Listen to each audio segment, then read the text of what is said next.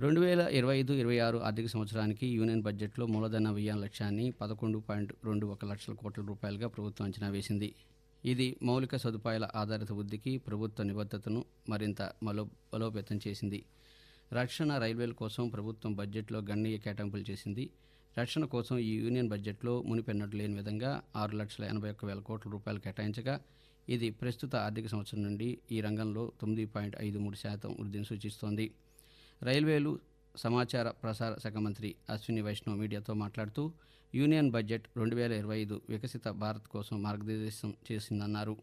రైల్వేల మూలధన వ్యయం భారీగా పెంచడం జరిగిందని, 2.52 లక్షల కోట్ల పైగా స్థూల బడ్జెట్ మద్దతుతో రైల్వే తన నెట్వర్క్ను విస్తరిస్తుందని, అత్యాధునిక రైళ్లను పొందడం, అదే సమయంలో భద్రతపై దృష్టి సారించిందని ఆయన అన్నారు. రైల్వే భద్రతకు వెచ్చించే మొత్తాన్ని 1,16,000 కోట్లకు పెంచినట్లు మంత్రి చెప్పారు.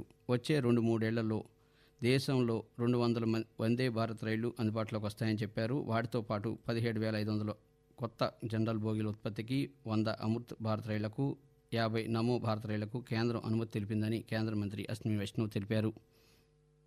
The capital expenditure for railways is huge, 2,52,000 crore GBS, and this is something which was really needed. Railway has been expanding its network, getting better types of trains, and simultaneously focusing on safety. The expenditure of safety in the current fiscal is 1,14,000 crore. In this budget, it has been approved at 1,16,000 crore rupees.